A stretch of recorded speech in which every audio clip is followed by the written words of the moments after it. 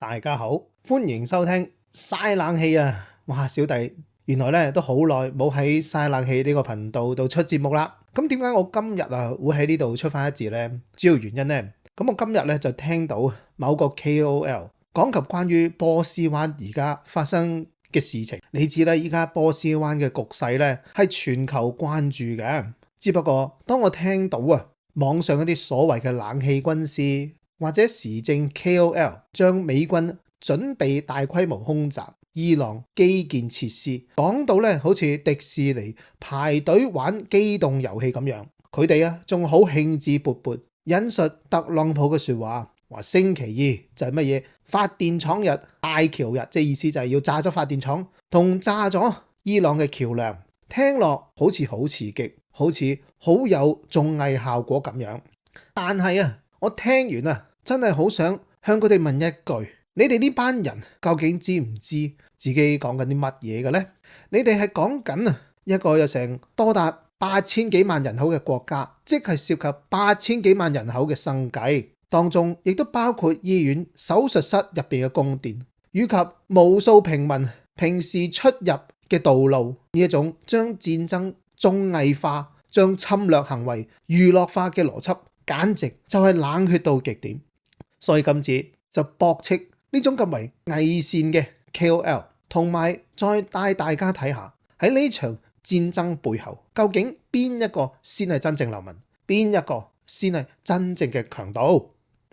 講翻現任美國總統特朗普先。呢位交易大師最近喺佢嘅 Truth Social 嘅社交平台上真係發晒癲，佢預告星期二就會炸咗伊朗嘅電力系統同大橋嘅。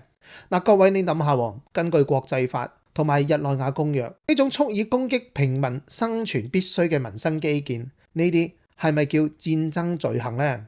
當然啦，五角大樓同埋佢哋嗰班法律專家一定揾藉口，話呢啲係軍民兩用。佢哋一定話噶，哇，呢條橋呢可能有坦克經過，所以我要炸咗佢。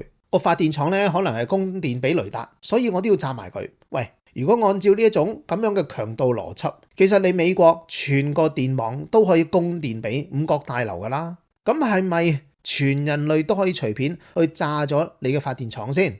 你美國嗰啲高速公路平時都會運軍用物資噶啦，咁係咪又可以隨便炸咗佢哋嗰啲州際公路先？其實過往已經有唔少研究已經講得好清楚如果你攻擊一個現代化國家嘅電力系統，造成嘅平民死亡人數係遠遠超過用導彈直接炸死嘅人，因為電力一斷，冷藏食物會壞，醫療器材會停。喂，呢種做法本質上就係國家級恐怖主義，但係喺一啲親美嘅時事評論 KOL 口中，呢啲呢就竟然變成咗正確打擊有戰略深度嘅高明戰術。呢啲咁嘅人真係冷血到無倫，唔知係咪佢哋平時睇美國嘅英雄電影睇太多，已經係分唔清楚現實之中嘅血腥同埋銀幕上嘅特效啦。可能某啲 KOL 喺個咪前講得好口爽，但係佢哋有冇諗過一個喺手術室做緊手術嘅伊朗平民，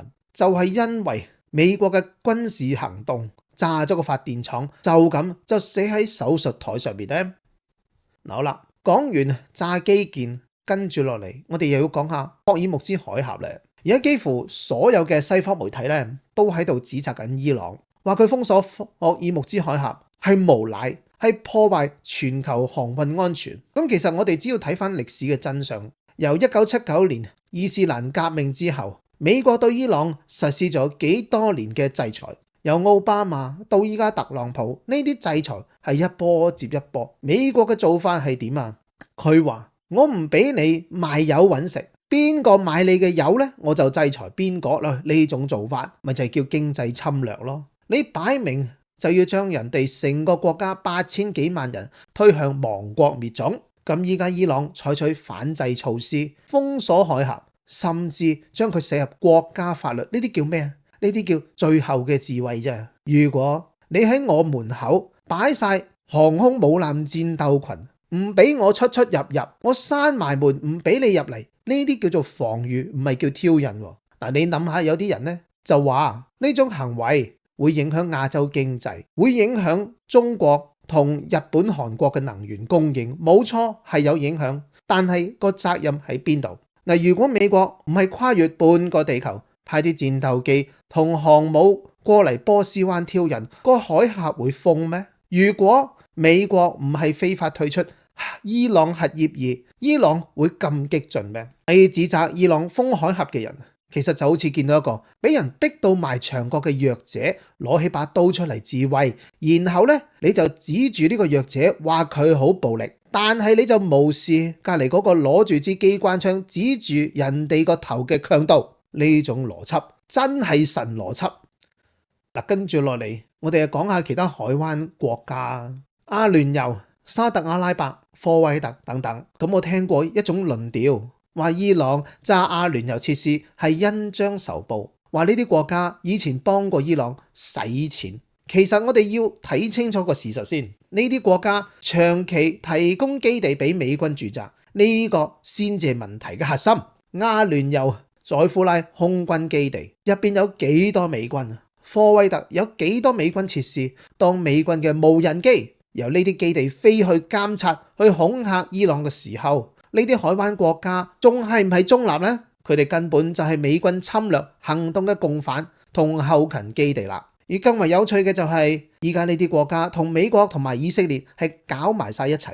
嗱，所謂要搞啲乜嘢繞道基建，嗱，呢度我要解釋清楚啊。其實呢個係極之陰險嘅戰略計劃。以色列總理內塔尼亞胡最近就喺度吹風，佢提出要搞一個全新嘅能源走廊，將石油同天然氣透過鐵路同地下管道經沙特同約旦直接駁去以色列嘅地中海港口。特別係歐亞管道公司，呢間公司咧本來就有一條由紅海駁去地中海嘅輸油管，即係所謂亞克巴亞什海龍管道。內塔尼亞胡係想將呢條管道升級，吸引海灣國家將石油運入去，從而喺物理上完全避開伊朗所控制嘅霍爾木茲海峽。嗱，聽落好似好合理嘅經濟發展咁，實際上呢個係一個全方位嘅經濟戰爭，目的就係要將伊朗徹底邊緣化，令到伊朗失去手中唯一嘅談判籌碼啫。所以當你幫住嗰啲強盜喺背後插刀，想斷伊朗嘅後路嘅時候，伊朗還手炸你個處理中心，